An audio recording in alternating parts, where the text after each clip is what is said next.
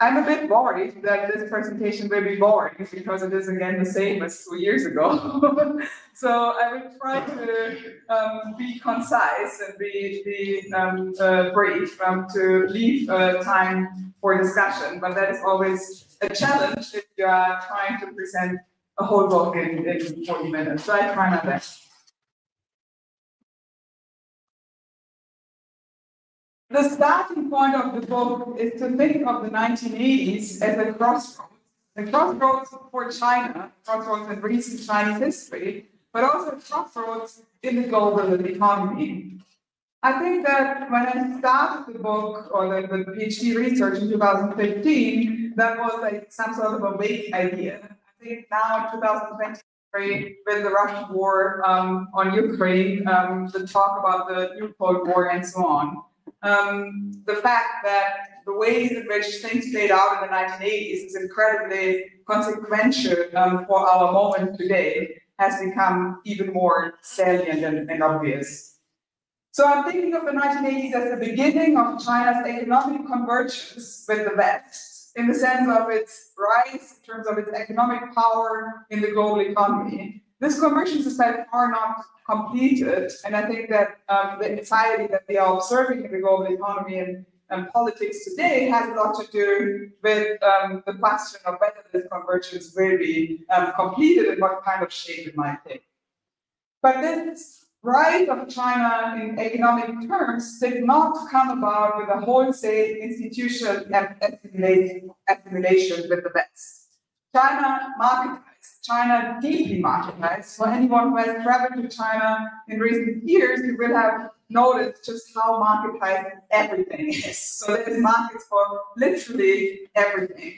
So in that sense, it has also become very capitalist. At the same time, I don't think it has become an economy that is governed in the same ways as the European or the American economy is governed. At the same time, the 1980s marked the divergence between Russia's fall and China's rise, which I think can be linked to different approaches to market reforms. Of course, a complex historical process like the fall of state socialism and the collapse of the Soviet Union cannot be reduced to a simple policy choice of A or B, but nevertheless, policy choices do matter. And I think it's one of the dimensions of what happened in the 1980s that is important in trying to understand that crossroads.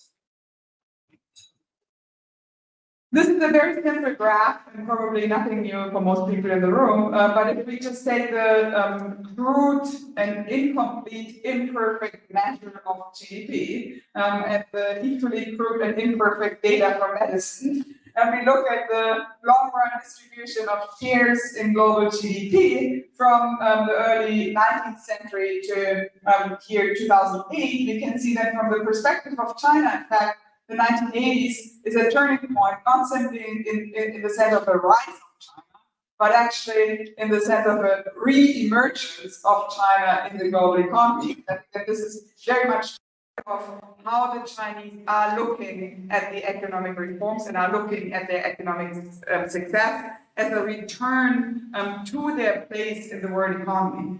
I think we can also see that in some ways, I mean, if we were to extend this graph further back where data becomes even more questionable, but even if we look at economic history, we can see that this period from the early 19th century to the early 21st century, in many ways is an exceptional period in global economic history. I think it's pretty clear that this exceptional period is coming to a close, even though it's very unclear what will come next.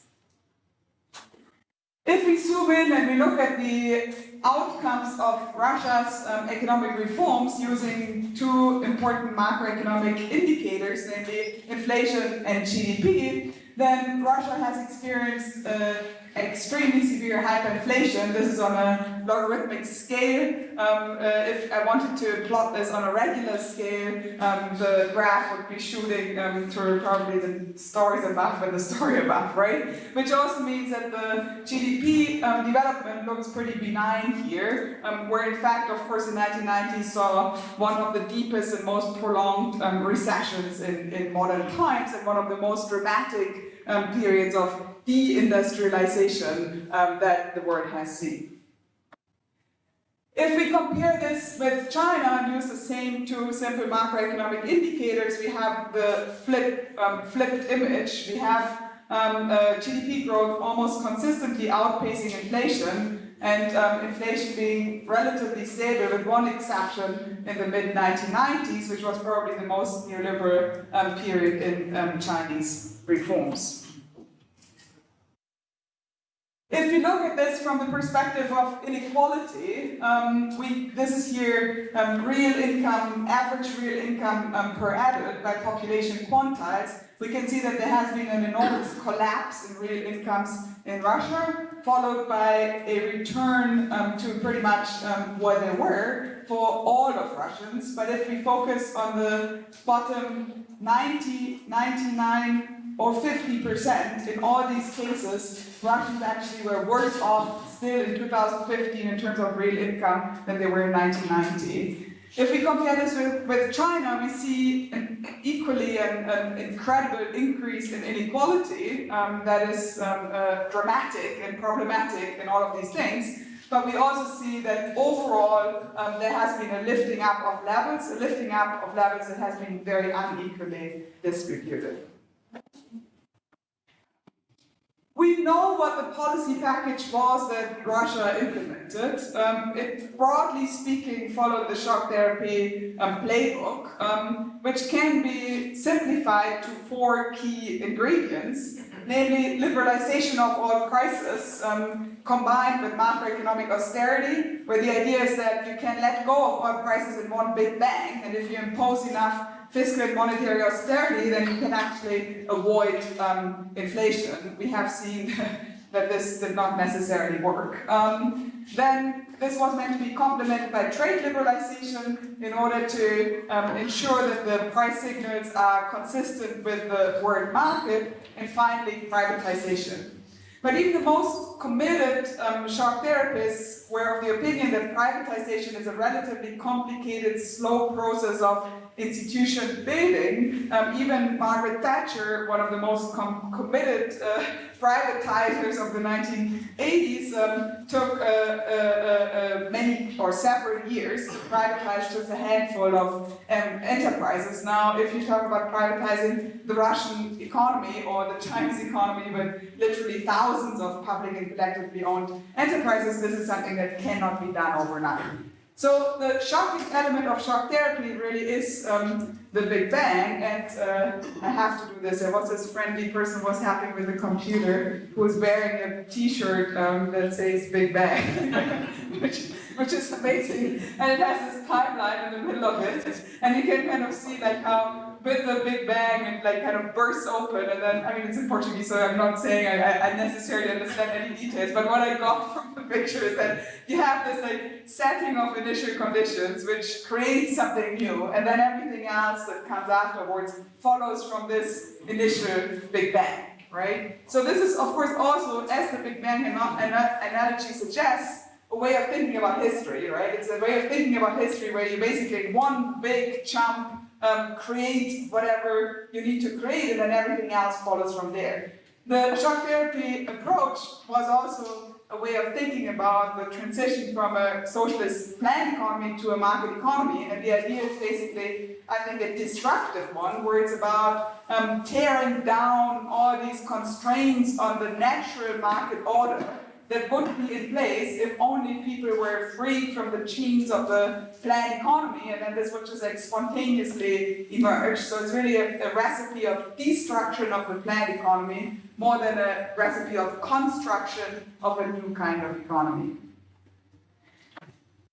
Okay, this is all pretty clear, but and since my book came out, there has actually also been more research and so on. But when I was working on that book, when I started working on that book, there was basically not a lot of understanding of what the economics was that underpinned the Chinese reforms, where China's reforms, of course, have been, from a pure macroeconomic outcome perspective, radically more successful than the Russian ones, which often has led to the presumption that there was simply no economics or no economic research involved. So if it wasn't Western economics, if it wasn't the shock therapy playbook, if it wasn't the playbook derived from neoclassical economics, then it must have been something that doesn't have to do with economics. It's just like the outcome of Chinese pragmatism. People were just doing practice. I think there's also a sort of Eurocentric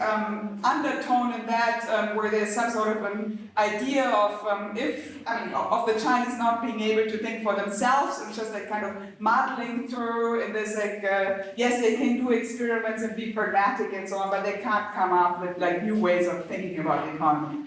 To illustrate this, a quote from Isabella Weber, who was writing in 2010, there has not been a greater instance of poverty reduction in history than that of China in a quarter century since the late 1970s. Yet, can anyone name the Western economists or the piece of research that played an instrumental role in China's reforms? So what I'm trying to do with this book is to start filling this gap. I'm not claiming that with one book I have filled that gap completely. Not at all. I think I've basically contributed one little piece. I've maybe made the question more prominent than it might have been before, and I hope to have provided some starting points, but I think that there's a lot more work to do. What I'm doing in the book is to focus on the question of price reform, for the reason that this was the most hotly debated question of economic system reform in the first decade of China's reforms, which I'm thinking of as the decisive decade in the sense that it kind of set the parameters for the reform trajectory that followed. And also because price reform was the key element of shock therapy. So not doing price reform, not doing a big bang, was basically, on my mind, the escape from shock therapy. Which is not to say that there haven't been any shocking policies in China, which is not to say that there hasn't been extremely brutal forms of privatization in the 1990s, which is not to say that there hasn't been a whole range of neoliberal policies in China. In fact, what I am also trying to do with the book is to show that there has been a very fierce debate in China, and while I am focusing on the 1980s, of course that debate was not over. So what I think follows from that is that we can think of neoliberalism and the arrival of neoliberalism and the spread of neoliberalism more as some sort of a struggle and kind of a trench warfare, rather than what is often the case in the social sciences, where people ask, so is China neoliberal? Which I say, well,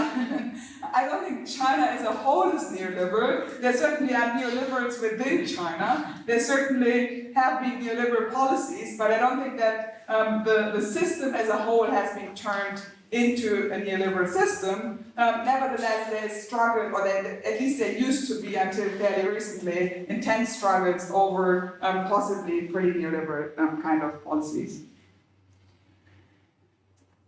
What I'm also doing with the book is to argue that marketization is not the same as westernization, but that in the context of China's very long history, there actually have been markets for thousands of years. There has been thinking and theorizing and governing of markets for thousands of years, which means that China has its own reservoir of institutional knowledge, its own reservoir of institutional path dependencies on how to manage, think, and govern markets. Again, I'm not claiming to somehow summarize the whole history of markets in China in one chapter, but I think it's important to acknowledge that history and to see that as part of the larger tapestry within which this monumental crossroads of the 1980s was being negotiated.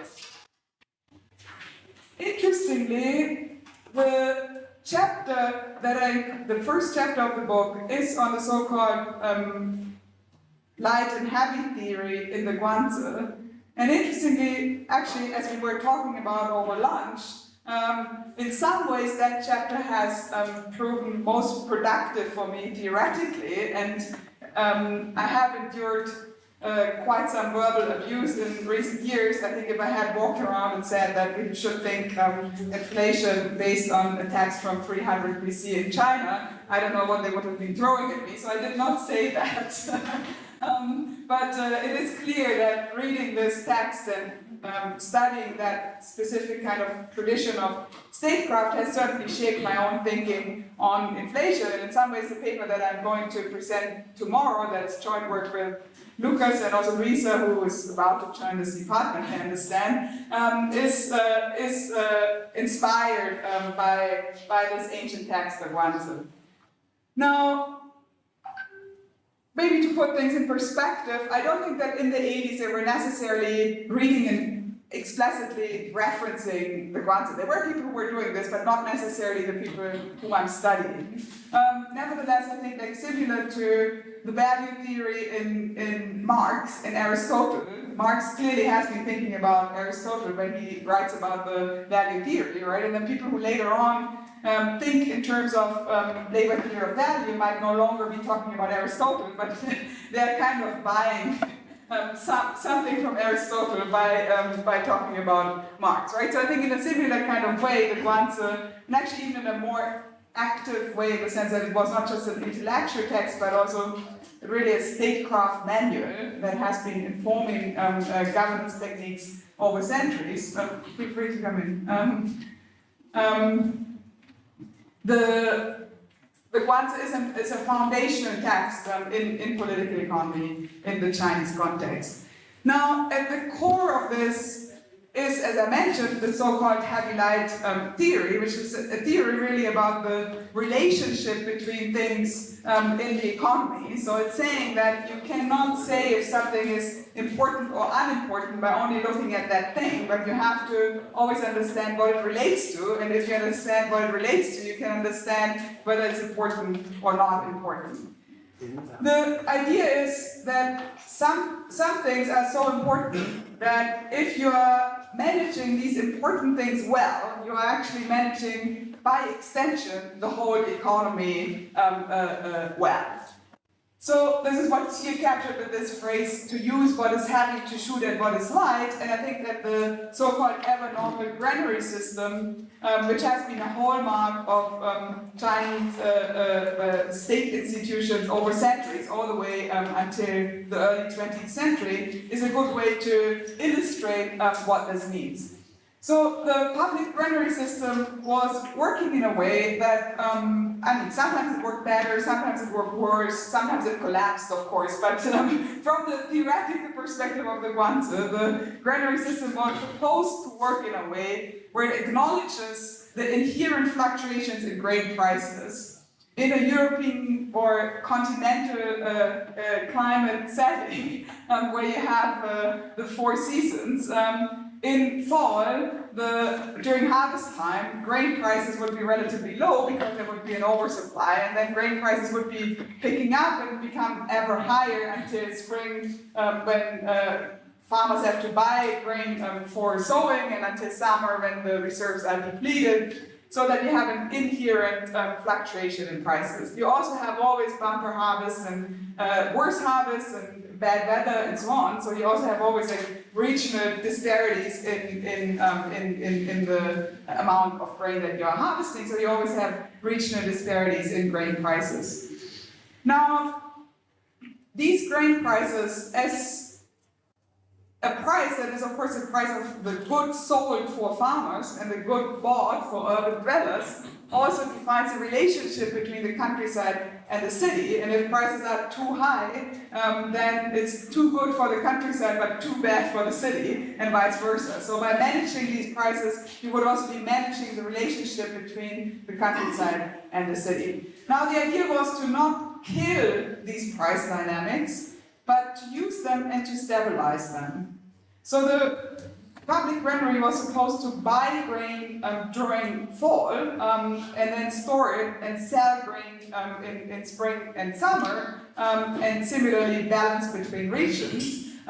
Not in a way to keep the price completely stable, but in a way to take out some of the violent fluctuations. This also meant that the state could extract resources by buying relatively cheaper than it was selling, and therefore relying less on taxation than it would otherwise. Overall, I think this is a logic of state market participation, and in fact there have been debates in China over the centuries again and again over the size of the granary system, the legitimacy of the granary system, because if the granary system becomes too large, then it basically becomes the market, right? Then it kind of overtakes the market, and basically the state ends up setting the prices, which is repeatedly seen as undesirable. If it's too small, then it cannot do anything about the market fluctuations because it's too marginal, right? So it's a constant balancing act of trying to understand how large the system should be, when there should be buying and selling, and so on. So it's really statecraft in the sense of the art of governing markets and the economy through state market participation. There's also an acknowledgement that because we are talking here about a predominantly agricultural economy, the value of money overall is highly dependent on the price of grain. So the value of money is basically the exchange rate in some sense between grain and money, which means that if you are managing the grain price well, you're actually also managing the value of money for the economy overall, and you're therefore creating price stability that goes beyond the grain market itself. And the grain market is just the most prominent example.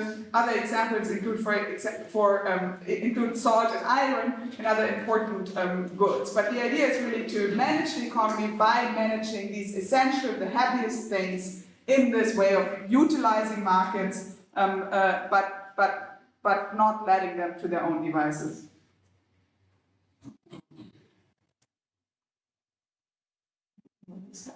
Okay, now. Okay, so fast forward to the 1940s. I have been saying this is a book about the 1980s, and you might feel tricked by now. Now she has spent 12 minutes talking about ancient China. What's wrong with her?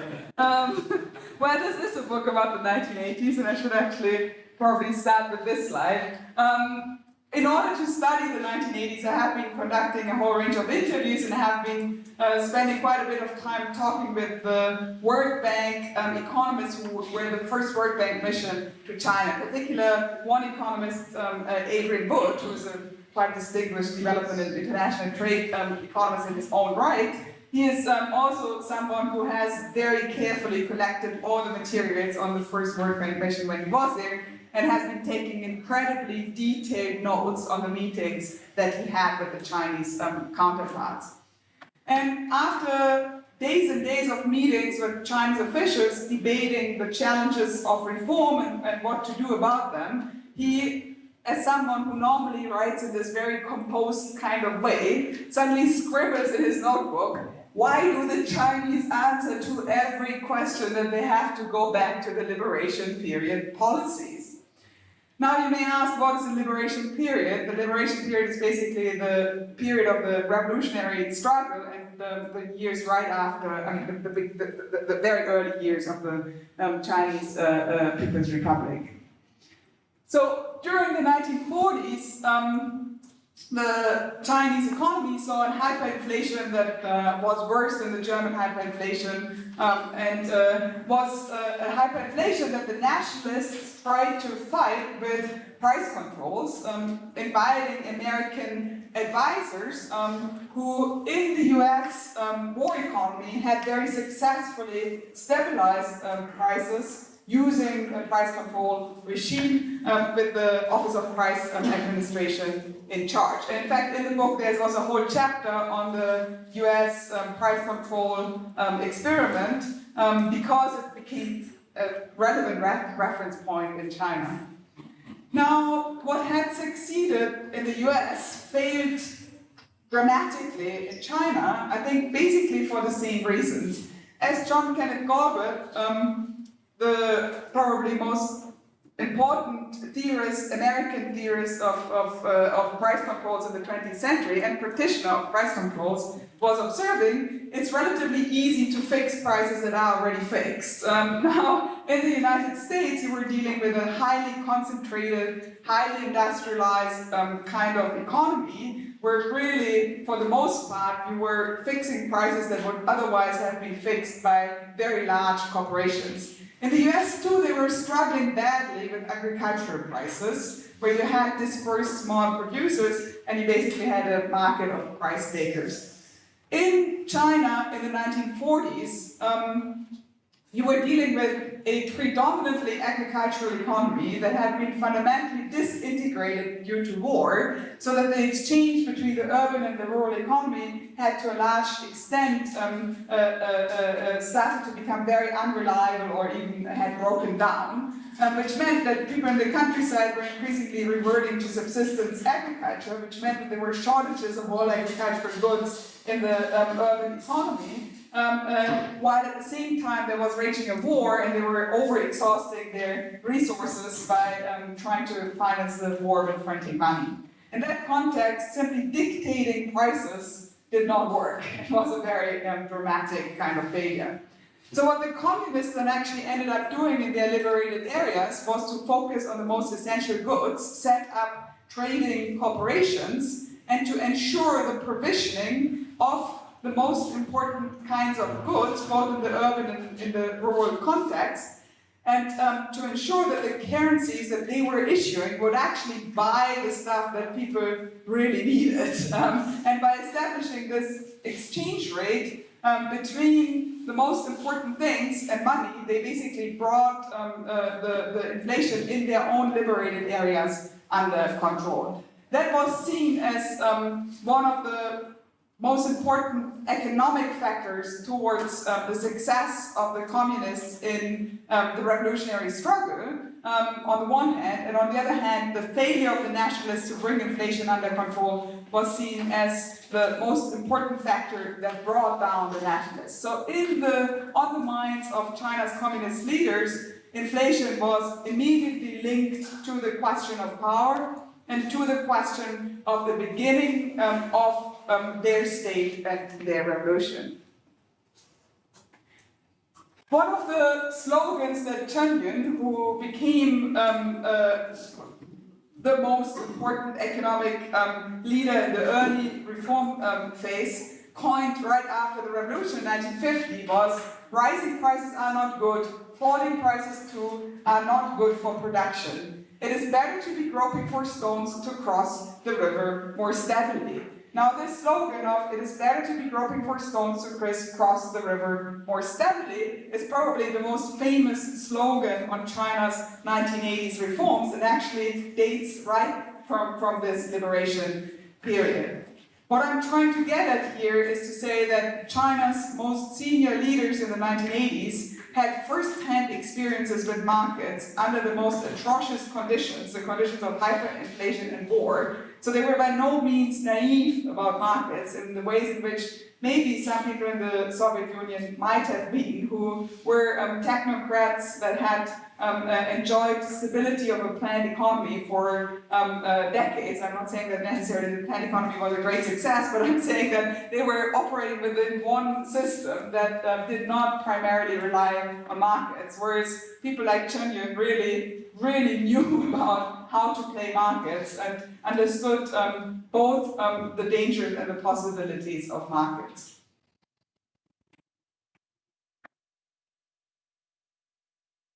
So in the late 70s then, the beginning of reform and opening, I think was really, from the perspective of the reformers that I have interviewed, which is of course a very specific set of people, and if you were to ask a different set, you'll probably get a different answer, but from the perspective of the reformers, the economic reformers involved in the questions of economic system, the question of reform in the late 1970s was at the core question of economic development. So at the dawn of the revolution, Revolution on the 2nd of October 1949, the People's Daily editorial was actually stating on the ambition of the revolution that amongst all the big political goals, it was also about gradually change this backward agricultural country into a civilized and progressive industrial one.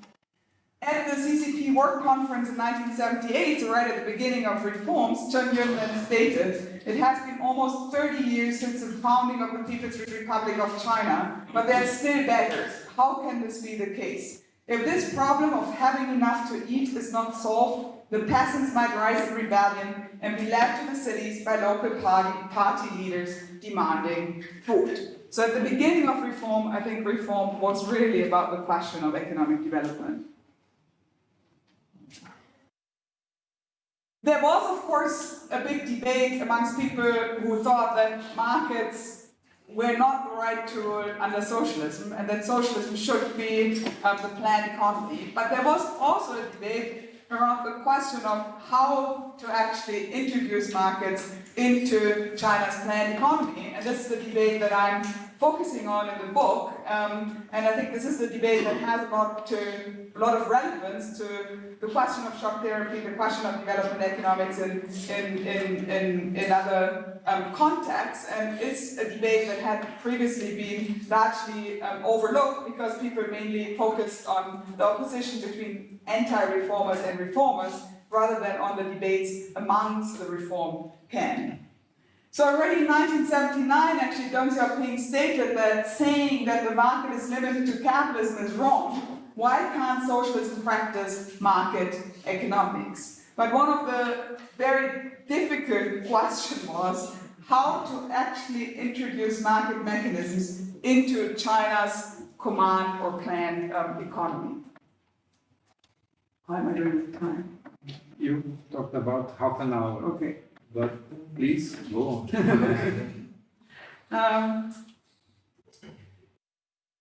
So China's reforms really started in the countryside. To understand how the reforms worked, I think it's worthwhile taking a step back and quickly recapitulating how the agricultural economy was organized under Mao. This is, of course, a very stylized, simplistic depiction of a very complex system that organized hundreds and millions of people.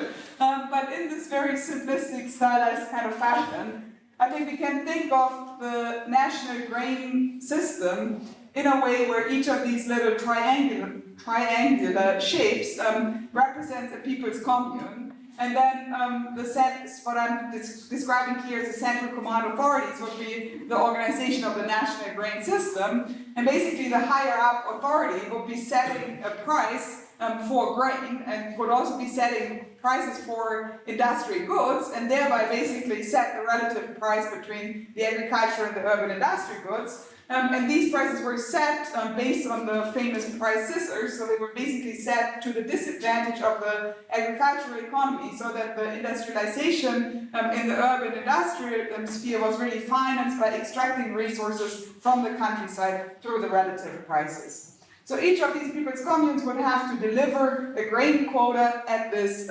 state-set price.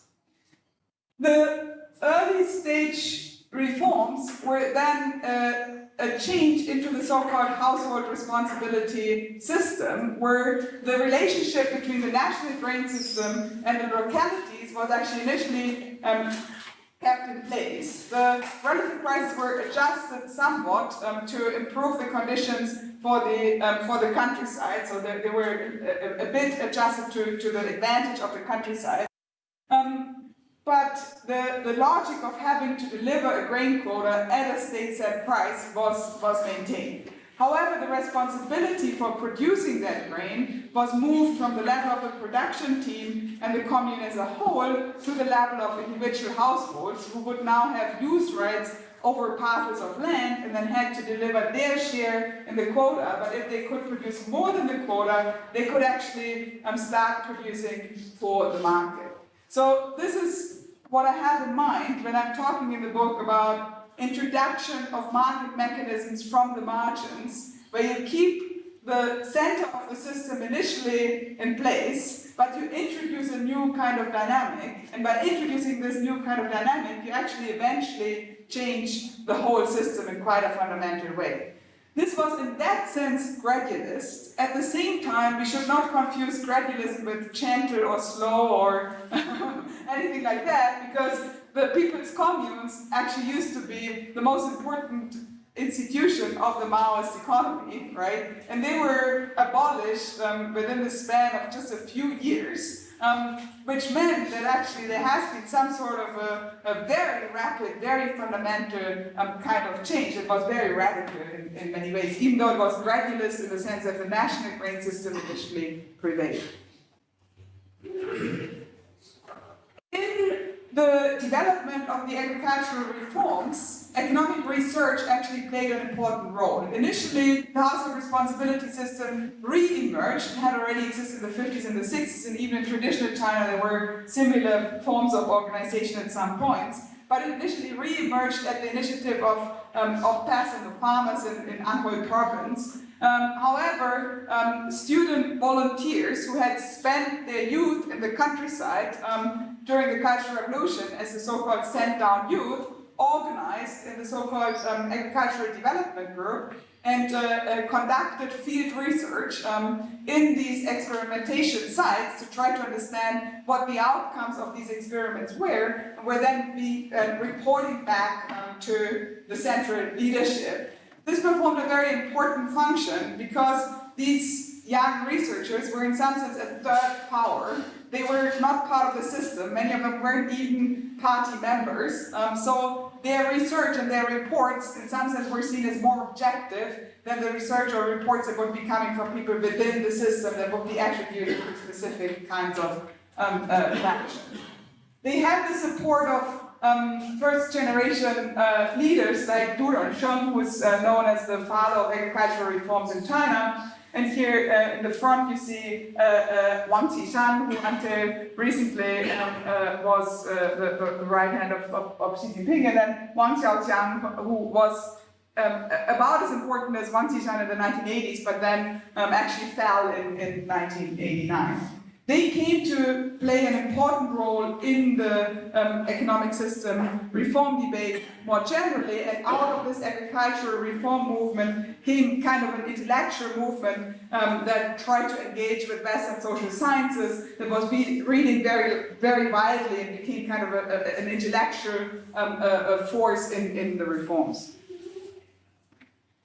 So, moving to the urban industrial economy, the question of economic system reform, again, initially was in important ways a question of price reform. And the urban industrial economy had worked more or less had been organized more or less based on the ideal of one big national workshop. Of course, national is not exactly right here because there might have also been a replica of that on the provincial level, right? But the idea is that you have a higher up planning unit that is commanding outputs and assigning inputs, and that is setting prices at which these transactions, are meant to occur. So at the surface, it seems as if prices here are just an accounting operation and don't really matter. In reality, the price system in the urban industrial economy was similar to the price systems between the urban and rural economy, a system of redistribution where some prices were consciously set high and some other prices were consciously set low in relationship to any notion of value or cost or whatever. The prices were never set in a kind of rational way for the system as a whole based on some sort of calculation. They were all part dependent and based on gut feelings and political negotiations and political priorities and so on. But nevertheless, by and large, the prices of the most upstream, most important inputs were set relatively low to encourage more downstream industrialization. Whereas the prices of so-called luxury goods, think of things like simple bicycles, wristwatches, or radios, were set relatively high in order to extract household income from urban citizens, which was another way to fund the industrialization and also a way to avoid that there would be too much liquidity that could exert inflationary pressures. What happened more or less endogenously as a result of the agricultural reforms was that as peasants started to produce also for the market, they were generating cash incomes, which meant that they now also wanted to buy bicycles, wristwatches, and radios. So there was now suddenly a market demand for this retail downstream kind of stuff. But there was also the emergence of the so-called township and village enterprises, which were demanding industrial inputs. And of course, as the production of this downstream stuff was expanding, there was also a market track kind of demand for the more upstream inputs. So that you got a second market track more or less emerged endogenously as a result of the agricultural reforms. There is a big debate in China studies to what extent this market track actually ever really disappeared, but I think we can agree that it was certainly weaker before reforms and then like kind of was re-strengthened and expanded as a result of the reforms. So the question then became what to do with this spontaneous emergence of market mechanisms at the edges of the system. Was this something that could be harnessed for economic system reform? Was this something that was welcome because it also encouraged growth at the margins of these units? Or was this some sort of a distortion, something to be suppressed, black markets that are actually a bad thing? And the so-called Morgenstern Youth Conference played a critical role in that regard.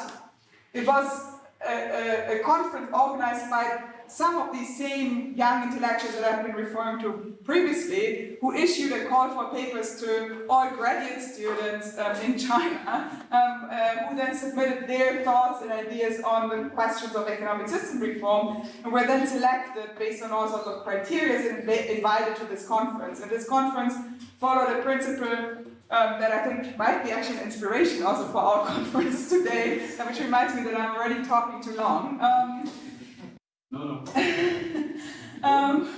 That they would not simply like go in and present their papers, but they would have groups to discuss the topics of the papers that they were submitting, which meant that they had very productive discussions on questions of reform, which also created a situation where it was not always entirely clear whose idea was whose idea, and which later on created a huge mess, because this conference actually came up with the rationalization of the so-called dual-track price system, which became one of the most important breakthrough reforms in China's economic reform trajectory. And then in the 1990s, Joe Stiglitz, when he was in China, was saying whoever invented the dual-track price system should have won the Nobel Prize. So several people in this picture then felt like they are actually the ones who are the true inventors of the dual-track price system, whereas I'm sharing this picture because A, I love this picture, this is like long roll-out picture. B, I think it kind of illustrates that this was really a collective enterprise of research and discussion, more than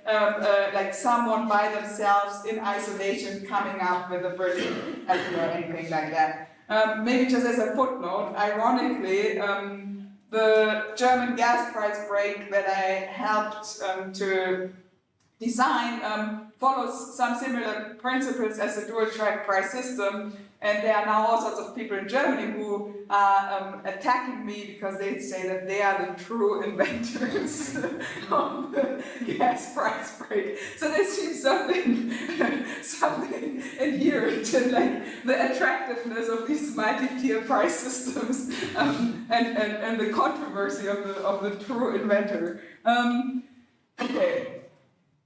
Zhao Zian, who was Prime Minister in China in the 1980s and who was, I think, in many ways, one of the most important economic policy cadres in China at the time, was explaining what the dual-track system would mean to local cadres who had to implement that policy once it came from this conference and then became actually national policy. And he explained that it would have four elements. First of all, it would entail letting go of small commodities, so liberalize the unimportant, if you want to use that language, light stuff. Secondly, it would mean reforming the price management system, so set the prices on a more rational kind of basis, make them more aligned with any notions of cost. And third, it would mean adjusting the important prices, the price of the heavy stuff, if you want so, in small steps, such as to not create sudden shocks and disturbances in the system. And fourth, it would mean participating, quote, after having enlivened prices by letting them go, the state had to participate in the market to regulate the prices as in the first years after liberation. So for sectors where prices were allowed to fluctuate on the market, the range of fluctuations should be limited by market participation. The state should have stocks to be able to add supplies to the market when the price was rising too high and purchase when the price was falling too low. Imports thereby could be used but should not generally be relied on, but could be used as an emergency kind of measure. This logic, I think, is the same kind of logic as, for example, the Strategic Petroleum Reserve in the United States that was mobilized last year. China has until today a reserve system for important commodities, primarily importantly grain, which allows them to some extent, either for grain, I think, stabilize prices, and for somewhat less important commodities like pork, to at least take out some of the edges of price stabilization, of price fluctuations. I will be quicker on that because I think this is more familiar to anyone who has studied neoclassical economics. So in contrast to the kind of trajectory that I've tried to lay out in what I have been presenting so far, they emerged a counter camp that was very much inspired by studies of neoclassical economics, both in the form of Eastern European market socialist theories, as well as in the form of a contemporary American mainstream economics.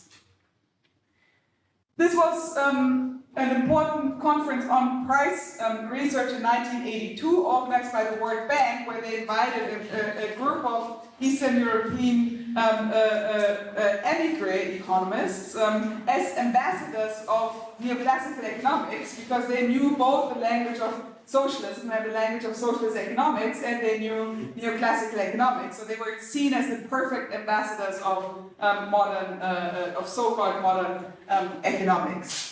The only one of this group whom I still got to interview on the Eastern European side, this by the way is Adrian Wood, whom I mentioned before, is Peter Kende. When I met him in 2017 in a coffee shop in Paris, he was wearing the exact same outfit that he's wearing in his picture.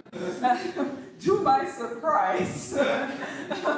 And he explained to me that he had treasured and preserved this outfit because the moment that he set foot on Charles de Gaulle Airport in Paris, he felt like he was reborn.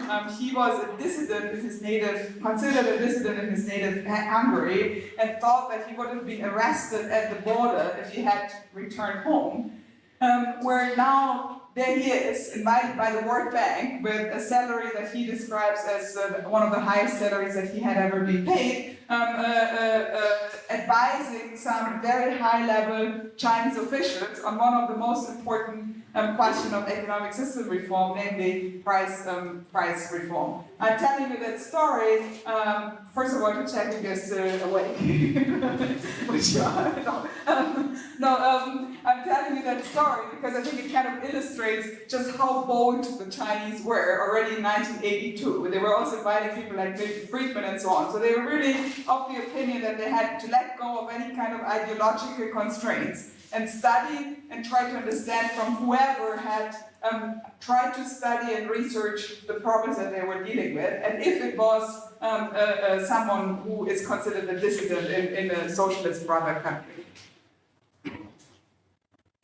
So from this broad tapestry of more established, more academic kind of economics, then came a critique of the dual-track system, which supposed that this would create friction and contradiction and would actually amount to a more irrational price system than the pre-reform price system, and that it would create opportunities for inherent rent-seeking on the part of the officials who were in these units. And of course, corruption was starting to become a problem in China in the 1980s. So they argued that one should impose tight fiscal and monetary policy and then actually let go of all prices at once, or most importantly, let go of the most important kind of prices. As you have seen, the prices of the more downstream stuff were already being debated to be liberalized, right? So the core of the debate was really the question of whether or not to let go of the state control over the most important, most essential, most upstream kind of prices. And the people from the dual track price camp were arguing that such a big bang would cause cost-push inflation without, however, adjusting the relative prices and quantities, because the prices upstream were bound to shoot up, since after all they had been set too low before the reform. And the units further down the chain were not setting prices in ways that would adjust to any kind of market signals. There were no market-oriented firms, they were socialist production units, so that this price explosion at the beginning of the value chain would just be handed down and would eventually reside in wage pressures and would eventually reside in a cost-push inflation that then gives rise to a wage price spiral and a more generalized kind of inflation, and that this kind of inflation could not be contained with macro control. In 1986, China came very close to implementing the kind of Big Bang idea that I have presented. Back then, a delegation of the Economic System Reform Institute, you can see here Chinese Wang Xiaoxiang, Gao Changquan, and the Hungarian finance minister, but also with George Soros, who actually funded that delegation. Went to Hungary and Yugoslavia because those in favor of the Big Bang were always citing Eastern European economists, so they were, okay, let's go and see what is actually happening on the ground in Eastern Europe. And what they found was that the attempts at price reforms that had been implemented in Hungary and Yugoslavia actually had unleashed enormous inflationary pressures without actually having solved the actual problems of efficiency, of development, and so on. So they sent back a telegram to Zhao Ziang saying that this was extremely dangerous and that this would unleash inflation. And since there was this huge anxiety around inflation, Zhao Ziang actually ended up stopping this plan. Then in 1988, Deng Xiaoping himself took initiative towards a big push price liberalization. At this point, the reform had already progressed pretty far. Social tensions were mounting. There was a big change in the income distribution. At that point, there were situations where the guy selling eggs in the street might have been making more money than the professor, which created a specific kind of social tension. There were also problems around corruption, and there was increasingly a sentiment on the part of people like Chen Yun, who were in favor of market reforms, but who were very anxious to not see the socialist project itself be undermined, and who felt that reform was going too far. Deng Xiaoping, I think, at this point was worried that his attempt of market reforms was a danger, and tried to push ahead to find out, to find an escape route from this deadlock that he had found himself in. In this context, a delegation was traveling to Latin America, including to Brazil, and met with Desenvolvimento, who I understand is still alive, and I'm actually hoping that I somehow will manage to get a copy of the book to him. In any case, so there is this big debate in China where the message that came back from a discussion with Desenvolvimento said that in periods of rapid growth, inflation is kind of inherent, therefore the Chinese should not worry too much about inflation.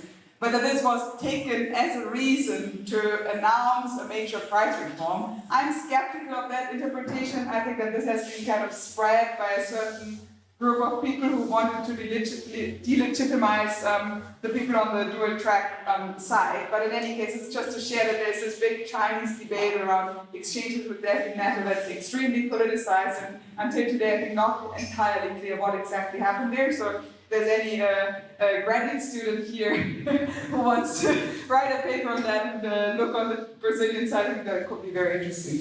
In any case, so in 1988, Deng Xiaoping kind of adopts the whole rhetoric of shock therapy, like it's better to have short-term pain than to have long-term pain. We have to finally crush through the gates of price reform. We have to finally make this happen. And then eventually there's an announcement on state TV that there will be a major price reform. And these announcements are enough to unleash such anxiety in the population that they end up engaging in panic buying and push up inflation in ways that then create such chaos and social pressure that the Chinese leadership actually abolishes the idea of a price reform again, but reverts to a re-control of the economy, re-establishes some of the similar kind of price stabilization techniques that they used during the 40s and right after the revolution, but with this political re-control at the same time as there was inflation. I think this kind of provided an explosive ground for the social movements and the uprising in 1989. Many of the dual-track reformers that I think were absolutely critical in the 1980s ended up declaring that they understood the demands of the protesters and that they were arguing for dialogue between the protesters and the political leadership, which was the end of their political careers. So they fell in many ways together with Zhao Ziyang, whereas the neoliberals were very quick to denounce Zhao Ziyang and to side with the so-called conservative leadership that like re-tightened political control. The outcome of all of this is that there has been an escape from shock therapy in 1988 at an enormously high political and social cost. And I think that the logic of the dual-track system survived into the 1990s, of course not completely, and it's not a static history, but I think some of it survived, even though many of its most important proponents disappeared from the scenes, which meant that their story hadn't really been told, and in many ways that's kind of what I've tried to do in that book. Thank you. Sorry for taking longer than I had.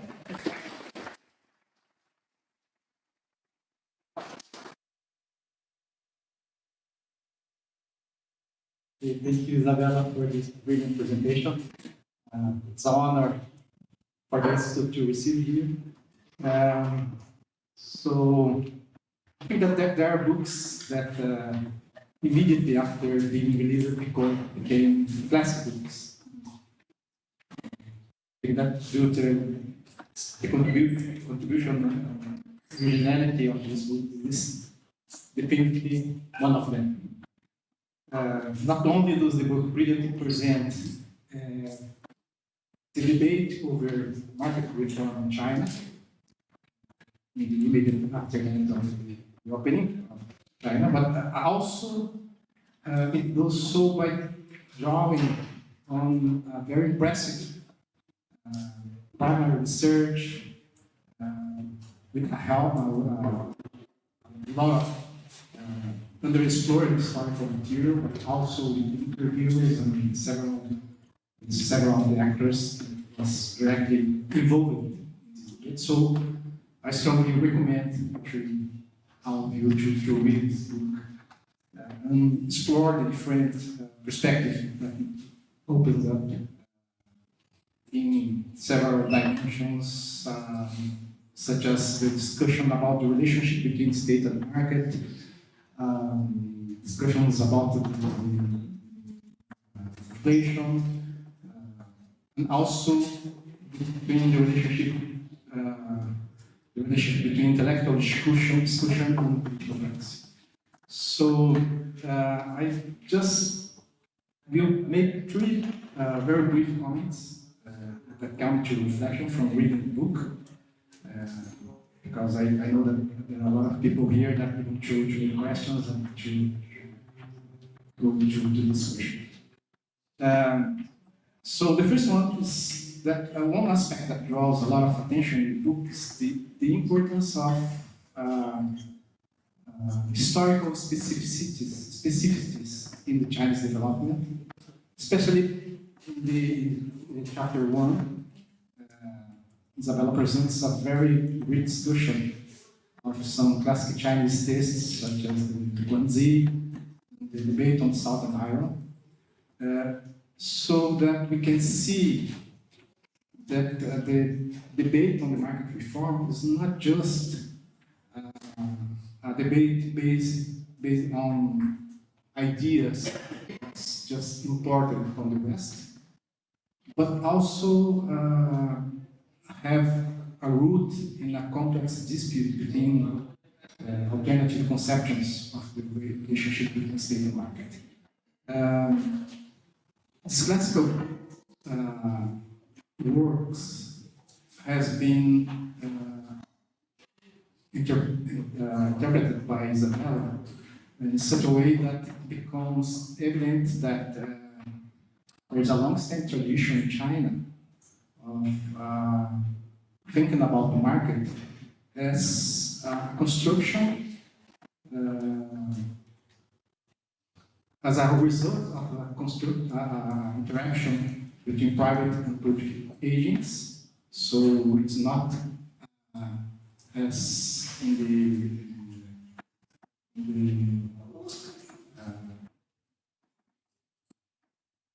this way to see this idea of market go away from the dichotomy of two separate and opposing poles presented in Western thoughts. So she also highlights the ancient origins of a particular approach to economic problems that does not rely only on abstract models, but the idea is that the resolution of modern economic problems, these ancient roots, would be reflected, for example, by resorting to careful experimentation at the moment, followed by a systematic evaluation of the effective conditions, so that the idea here is that it's much more inductive than a deductive approach. So this was the approach that was applied both in the immediate post-revolution period. In China, Chinese planners adopted Soviet central tendency ideas, but adapted to Chinese conditions. But also in the opening of the 1980s. It's interesting to say that these ideas that Isabella presents in chapter 1 is convergent with some other authors who also highlight the historical tradition of approaching economic issues that goes far beyond the pure and simple incorporation of Western capitalist or socialist ideas and models. For example, the work of Eric Hellener that highlight the Chinese origins in Asian developmental state thinking that emphasize that the ideas of the relationship between state and a market in China is not only influence, came from the influence of Western thinkers like List, or through the influence of the Japanese model, or even the post-war experience of the Asian pioneers, like Korea and Taiwan. Or even with the analysis of Michel Alieta, that also highlight aspects of the historical, economic, social, and cultural structure of interior China that help to understand China development after the National Refundation in 1949. I will read just a little quote of the book of Alieta and Bai, that it's very similar to the idea that Isabella presented here, especially based on the chapter 1. they say, our understanding is widely different from standard economics. The reform is the joint transformation of economic structures and institutions. It is pluralistic and feeds on the contradictions it generates in an endless process. It has no reference to any ideal model whatsoever. The meaning of reform is not teleological. It is immanent to practice. Thanks to the continuity of the political leadership, the reform can be gradual, informed by the longer view, and tested in a pragmatic spirit. So, Isabella book shows how the debate on reforms in 1980 was a fundamental moment where this perspective ran serious risk, but ended up prevailing. And also, even after, when we see the changes that occurred in the 1990s and the early 2000s, for example, in the corporate system of the state-owned enterprise, that privatized the small ones and grabbed the large ones, or even the financial systems, we can see this idea of the pragmatic logic of not uncritically absorb abstract ideas or models without considering the specificities of the Chinese society. It's interesting that in the final chapter, Isabella pointed out that when you in the 90s, there is a strong reform in the graduate programs in economics in China. And especially, the idea is that the neoclassical theory is dominant in China. So, at the same time, what was interesting is that when we go to China, you see that the most, how can I say, orthodox thinking is much more in the public policy schools than in the economic side. So, given this change and the dominance of classical thinking, and also the continuous change in China that has been going through a very fast process of urbanization and diversification of the society. What is the risk to facing current economic challenges? That there is a lot of them in China.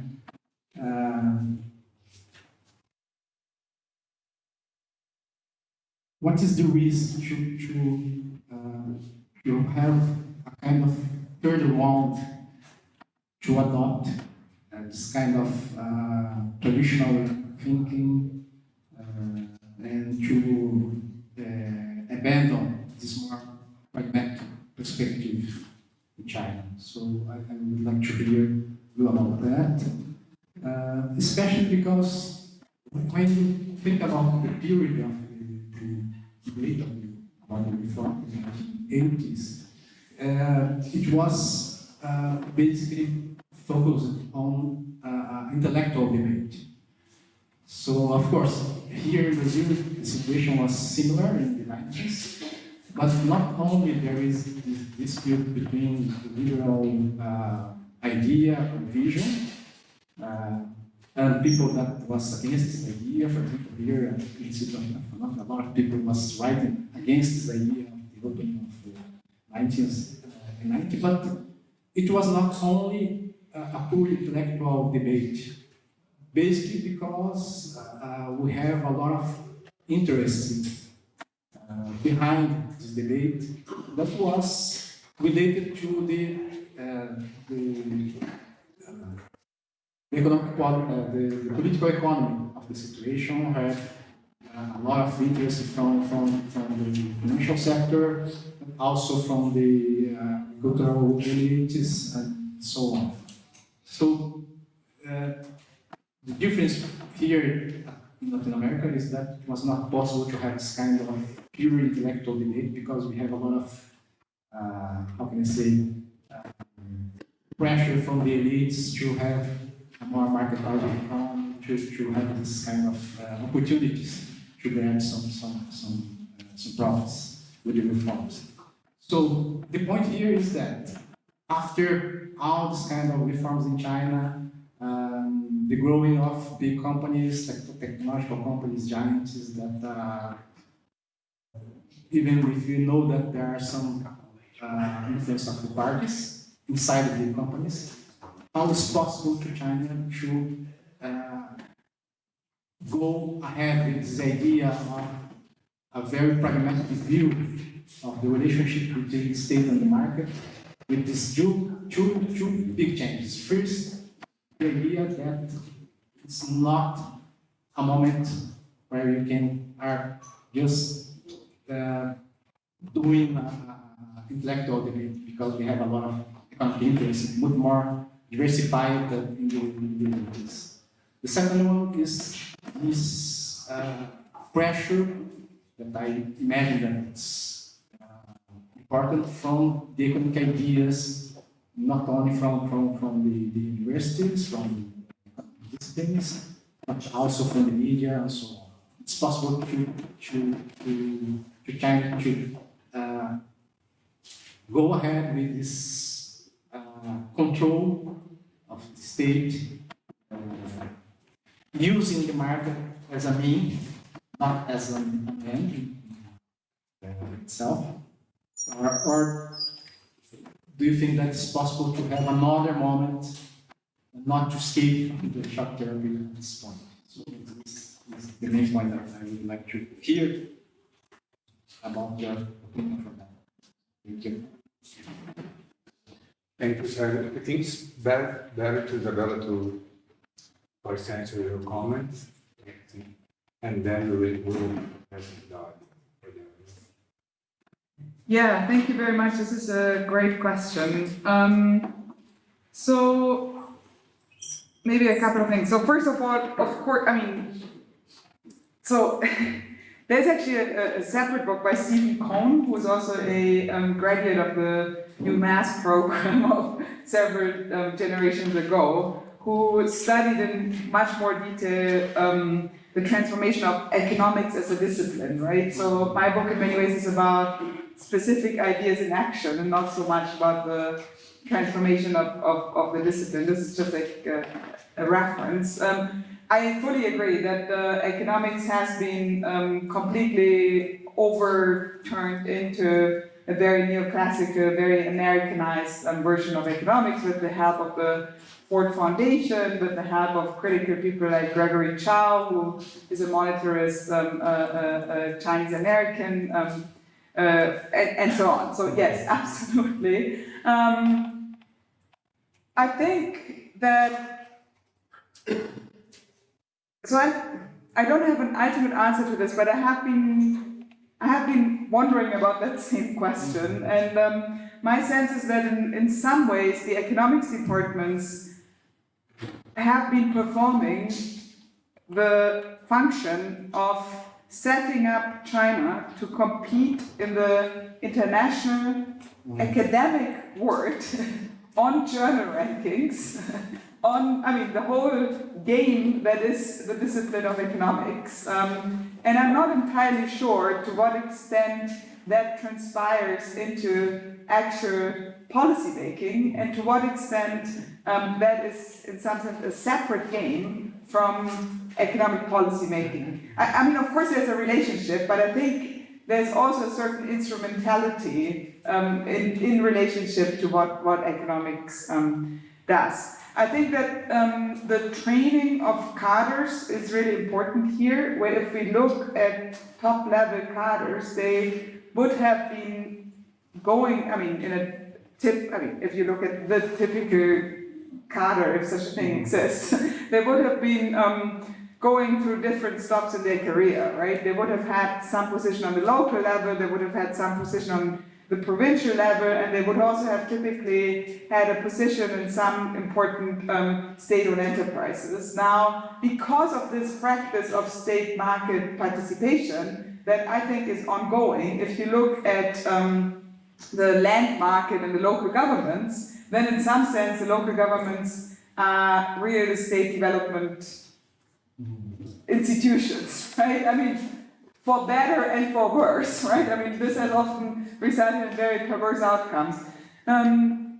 In state-owned companies, they would have been in the leading level of very large businesses, right? So when they come to the central leadership position, they actually tend to have a lot of very real economic and business experience that I think means that they are not simply following some kind of textbook economic ideas. So even if you look at someone like Liothe, who has studied in the West, who is an economist and so on, and you look at what he's saying and what he's proposing and so on, then of course he's somewhat closer to mainstream economics than someone like, say, Wang Xishan, but still I think that his thinking and his outlook on policy is shaped also through his experience within the system. I also think that economics in China is kind of at a crossroads. When I was there in March and April, I was saying this over lunch, I was talking to some young mainstream economist who got his PhD from some fancy university in the US, and is now an assistant professor in China at a good university. And he was complaining to me how all professors in China now have to teach what they call the horse book, because Marx in Chinese is Ma Ke Si, and Ma is the same sign as horse.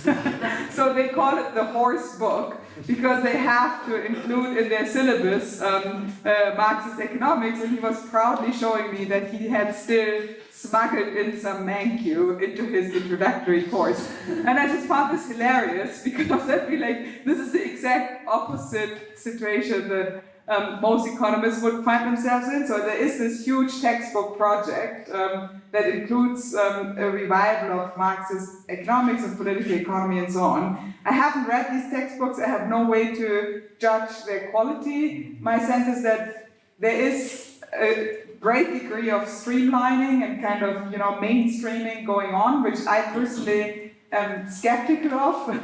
Also, if it's state-conducted re-Marxization of economics, if such a word exists. But I think it's very interesting, and I think it kind of shows that the state and the party are reacting to exactly the problem that you are pointing to, right? Where if your economics departments end up being ideologically so out of line with what you are trying to do, then this becomes a problem. Okay, I should leave it here to still have. The relationship between the big business. So I think actually that. So in some sense, what we have seen in recent years under Xi Jinping, I think, is a closing of ranks in many ways, and it's also a reassertion of the power of the state in relationship to private business. So I think that if we look at what happened with the so-called tech crackdowns, then this is actually, in my reading, a moment where private businesses in an area that had become absolutely essential. I mean, there was a time when when Alibaba would have been a platform that, Amazon was once a bookshop, right? So similar, Alibaba was one totally peripheral. There was a time where people would only use WeChat to send some funny pictures to their friends, right? But at the point at which the whole system is being run on WeChat and Tencent and Alibaba and so on, then at this point, actually, these platform companies became a power base, I think, that started to become possibly as powerful as the state in certain absolutely essential areas. So in this logic that I have been trying to develop of saying that the state tries to govern the economy by controlling the commanding heights, this is kind of an emergent commanding height, if you want so. then at the point where it is becoming so important that really the system is run on it, the state cracks down and kind of tries to reassert itself in these areas. So this is how I have been reading this, and I think it's in many ways quite consistent, even though what I'm saying comes from the logic of the 80s, but I think it's quite consistent with what I have been arguing there. Yeah, thank you. These are all great, big, complicated questions. So, I mean, on the whole land structure, ideas and material interest question, I mean, looking now, it's like been 2 years since the book has been published, and you all know how it is, like when you write a book, it takes some time until it's actually published and so on, right? So it's been some years since I actually wrote the book. And looking back, I would say that I feel like I do a decent job, let's say, in connecting ideas to some specific policy challenges, right? Which is not necessarily always the case. In the history of economic thought, it's often the case that the ideas are somehow discussed without a relationship to the concrete political challenges or economic challenges at stake to which they are responding. So I think I can claim to be decent on that.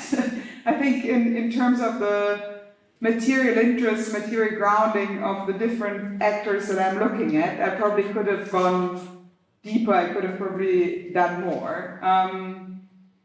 And I think part of the reason why I ended up not doing this is because the biographies of the people who I'm looking at are very turbulent in a way. So the so-called established intellectuals were also sent to the countryside, they lost their positions and they came back, they were re-established within the academies of sciences and the academic departments and so on. So even though they were like kind of established intellectuals, they still had like kind of broken biographies, right? The urban youth that was sent to the countryside was often from elite families, but then lived a long time in the countryside. And for example, one person whom I interviewed for many hours, Bainan Feng, he would like say that his eating patterns are still the same as what the peasants in the village in which he lived for more than 10 years from when he was 15 to when he was 25 or something would have been. So that he really like still saw his own kind of daily life habits as being inherited in some ways from his experience in the countryside. So I think in some ways the specific characters that I have been looking at don't very easily fit into like straightforward categories of material interests. But of course, for example, in 1986 and 1988, with the question of price reform, the state-owned enterprises also had huge stakes in this, right? Like some state-owned enterprises would have benefited hugely if the price of steel would have increased, others would have lost out because they might not have been sure if they actually can increase prices in ways to pass on the cost increase and so on. So I think there's a whole like separate universe, if you want, so that I in some ways haven't even really, I'm just like really scratching the surface of the political economy of different interests and how they engage with these questions of reform. So as I said, I'm seeing this book as a beginning of a research agenda and not as a kind of a final word or whatever. As regards the question of land structure more specifically, I've actually just been, I'm in the process of responding to reviews of my book for Environmental and Planning A, and one of the geographers, his name is Keen Lim, who's also working on China, was commenting that he thinks that the land reform actually is absolutely important and is a kind of connecting the book to the question of public ownership over land. And I've come to think that this is, in some sense, the most essential of the essential in the still agrarian, I mean, predominantly agricultural economy of China, right? So that the public ownership over land was considered so important, and I think was politically such a red line that even the radical reformers would not have touched this. And until today, this hasn't been changed, right? Like land ownership in China is still, I mean, it's being leased and so on, but it's still public, right? So I think that this is very important, and I also think that the concentration of agriculture is probably very important. Again, I'm not very qualified to comment on this, but my sense is that in the Russian and Eastern European context, the automation of agriculture would have been much further progressed than in China in the late 70s or early 80s, which of course also means that you have a much larger scale of production, and if you have a lot of large machinery and so on involved, it would have been probably more difficult to go to some sort of a household responsibility system, right? So maybe part of the inefficiencies of this larger scale of production were also in the lower level of technological development on the one hand, which on the other hand then made it possible to have this return to the household responsibility system. I also think that actually regarding land ownership and ownership structures, that there is a very interesting research agenda that someone could do, which is that in the history, in imperial history, there were actually very complex forms of ownership that were like, they didn't just have like owning and renting land, but they had all these like very nuanced forms of I mean, I'm not enough of an expert to even give you a rundown of it, but of different ownership constellations for which I don't even find the right words in English because they don't seem to exist as concepts. So I think this is actually kind of, in some ways, a parallel story to this crossover of state and public actors in the market space, where you don't have these like very clearly defined public or private property rights that are just either you own something or you lease or you rent something, where there are all these like intermediate kinds of forms, which in some sense the land ownership system until today is kind of that, right? Like people are leasing land, they have like these long-run leases, but it's still the ownership of the state, but then who's the state? Is it the local? I mean, it's very complex kind of system of ownership relationships, right? The question of Marxism, again, I think, there's a whole literature on Chinese Marxism. Of course, there's a debate on how Marxist Mao actually was, or whether he was actually not possibly more informed by Chinese reformers like Liang Zitao or even Chinese classics than he was necessarily Marxist. But there's a big debate around that, right?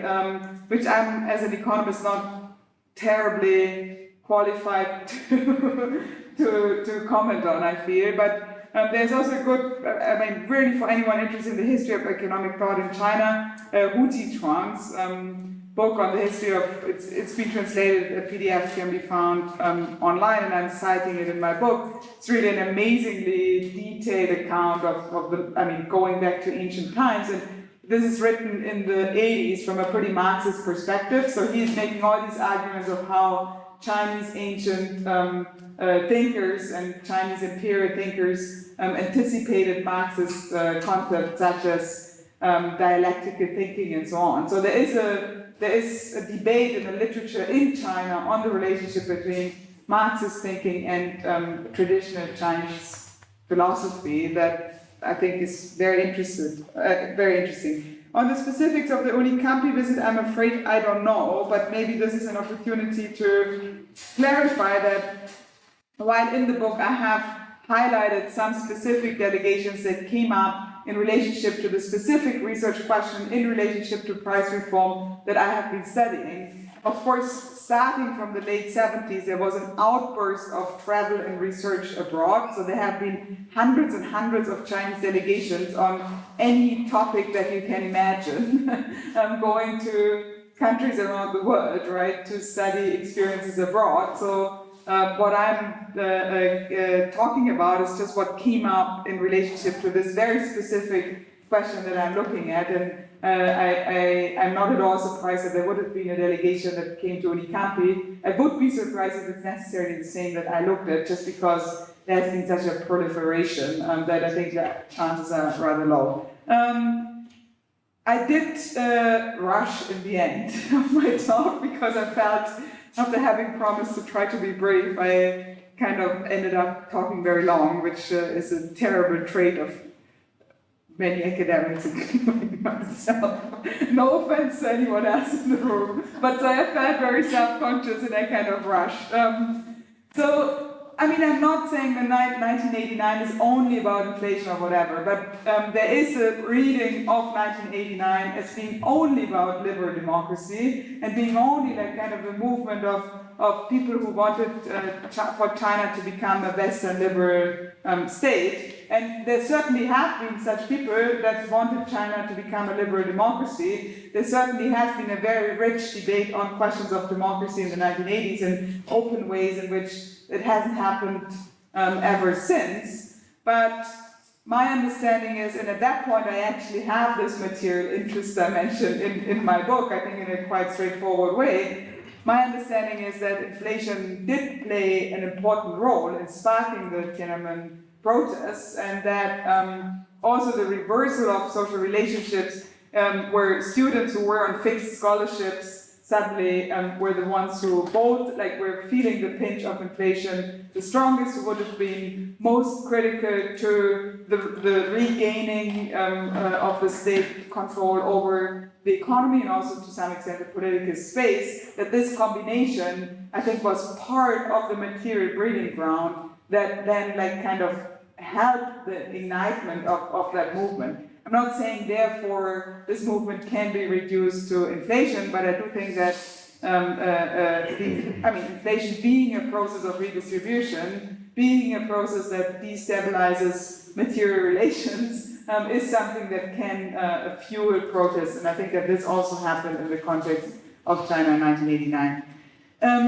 Yes, of course, there has been a restart of economic reforms in 1992. I actually have a separate paper that discusses this in greater detail, which is all about the reception of Ludwig von Mises' work in China in 1992, published in the Journal of Intellectual History. I feel like basically no one has read or cited that paper, so if you're interested in that, please be my guest. I'm happy to send it to you. I've spent a lot of time on that paper. In that paper, I'm also recapitulating the story of the establishment of the socialist market economy with Chinese characteristics.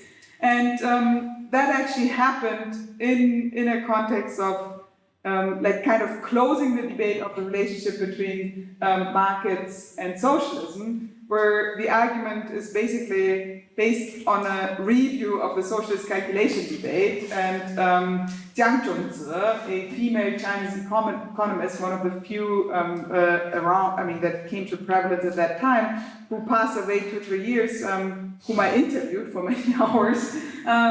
She wrote this report where she reviewed the debate and then basically argued that Oscar Lange and so on had suggested that under socialism you could mimic the market, but actually why not have the full market economy under socialism? If you can mimic the market, you might as well have the full market economy, and that kind of was part of the justification of why there could be a socialist market economy with Chinese characteristics. So again, there was a big ideological debate to restart the reforms. And then there was what I'm calling in the book a small bang. Let me see if I actually have this slide here.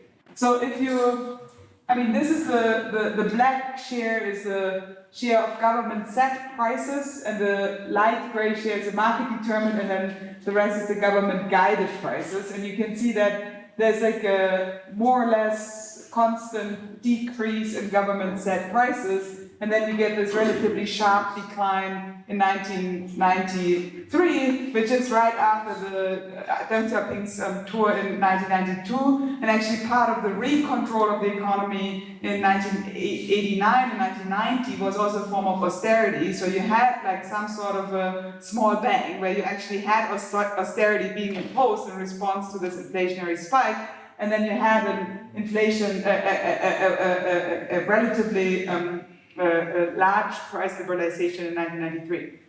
But I think it's nothing compared to jumping off in 1989 86 from here to here.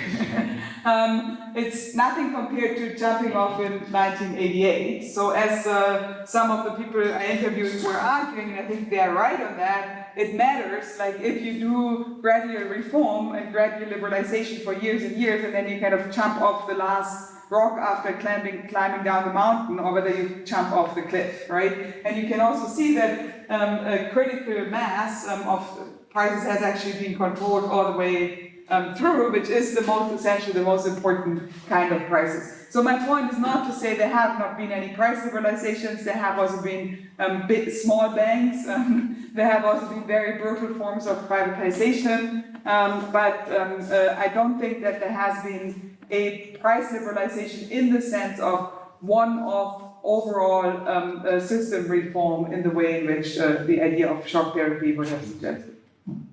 And how your book was received in China? Oh yes, thank you. This actually reminds me that I also forgot one part of my answer to your question.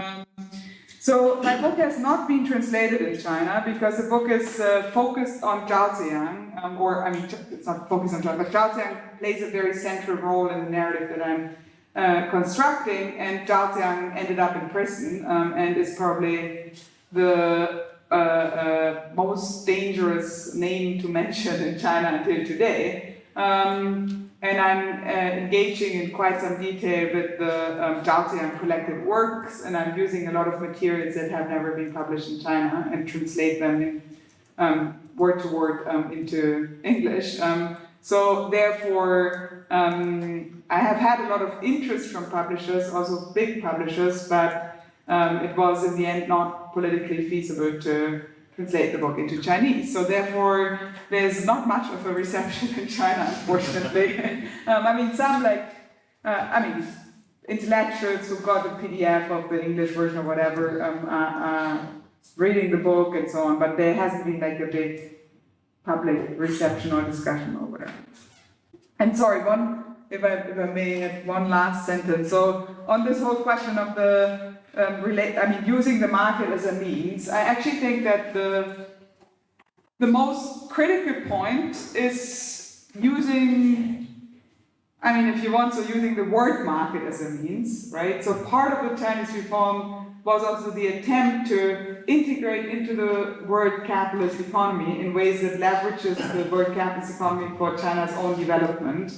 And I think what is happening now with decoupling and de-risking and all of that is actually, I think that China has always tried to be careful in integrating, always tried to integrate as much on its own terms as it could, always tried to maintain domestic dominance over the most important sectors and all of that. But if you are despite all the spectacular things in 5G and so on, but still, if you are a technologically dependent economy at the end of the day, if you are an economy that has relied, or that relied is maybe too strong of a word, but that has been running a very large export surplus, if you are an economy that until very recently has had foreign companies run critical parts of your system, like for example, Huawei phones, and they very recently have been running on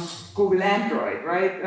The computing systems of state-owned banks have been running on Cisco.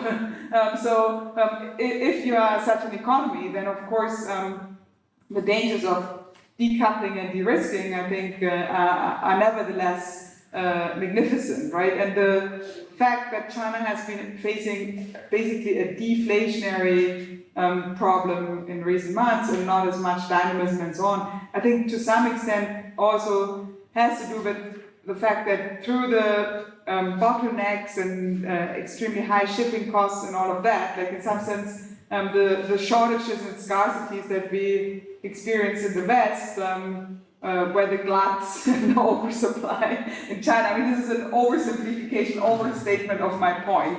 But I think that the real test of using the market as a means is really the question of the relationship with the international economy, and that there the judge is out, and I think it could become very challenging for China, and I think that's part of the rationale for the US to be so aggressive now is also because there's a sense of, in terms of technological progress, they still have the upper hand. So this is the moment to do that.